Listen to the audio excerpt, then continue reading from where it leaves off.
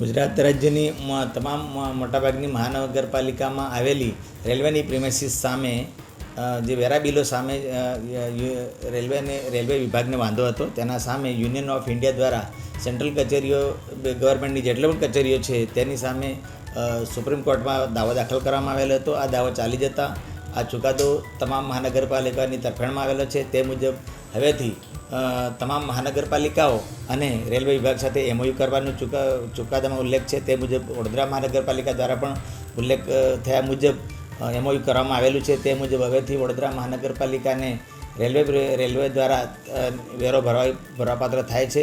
તે મુજબ વડોદરા મહાનગરપાલિકાએ 7 કરોડ જેટલા વેરાના બિલો આપેલા છે. એમાંથી જે તમામ વેરા બિલની ખરાઈ કરીને તેઓ દ્વારા પેમેન્ટની કાર્યવાહી ચાલુ છે. જે અન્વયે અત્યાર સુધીમાં 2 કરોડ જેટલી વેરા વસૂલાત થઈ ગયેલી છે. 5 કરોડ જેટલા વેરા બિલ પ્રોસેસમાં છે. ટૂંક સમયમાં ભરપાઈ કરી દેવામાં આવશે. વડોદરા મહાનગરપાલિકા વિસ્તારમાં ખાસ કરીને નવાયાર્ડ, છાણી, રેલવે સ્ટેશન, લાલબાગ, મકરપુરા અને પ્રતાપનગર જેવા વિસ્તારોમાં રેલવેની પ્રિમાઇસીસ આવેલી છે. આ જે વેરા બિલો જે છે એ 2003-04થી વેરા બિલોની બજવણી કરવામાં આવેલી છે અને જે પ્રિમાઇસીસ 2003-04 પછીની જે બાંધકામ થયેલું છે અને જે તે તારીખથી આપવામાં આવેલી છે અને જૂના મકાનોની 2003-04થી અસરથી વેરા બિલો બજવવામાં આવેલા છે. નહીં, આને ઉઘરાણી ઓલરેડી કરવામાં આવેલી હતી, પણ તેને વડોદરા મહાનગરપાલિકા અને તમામ મહાનગરપાલિકાઓ સામે વેરા સામે વાંધો હતો કે આ કેન્દ્ર સરકારની મિલકત છે, જેથી તેને વેરામાં માફી મળવી જોઈએ તેવી તેમની રજૂઆત હતી. પરંતુ વડોદરા મહાનગરપાલિકા તમામ મહાનગરપાલિકા વેરા બિલોની બજાવણી કરવામાં આવતી જ હતી, પરંતુ એઓ દ્વારા પૈસા ભરવામાં આવતા ન હતા.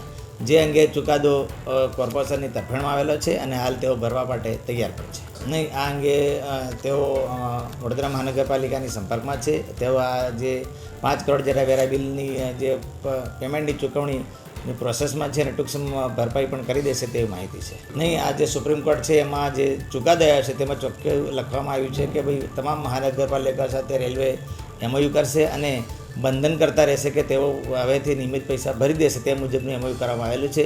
તે મુજબ વડોદરા મહાનગરપાલિકા અને રેલવે વિભાગ દ્વારા MOU કરવામાં આવ્યું છે. જે અન્વયે તેઓ પણ પૈસા ભરવા બંધાયેલા છે અને 5 કરોડ જેટલા નાણાં બાકી છે. ટૂંક સમયમાં ભરપાઈ કરી દેશે એવી માહિતી છે. हमसे जुड़े रहने के लिए हमारे YouTube चैनल को सब्सक्राइब करें और नई वीडियो की नोटिफिकेशन के लिए बेल आइकॉन को दबाएं।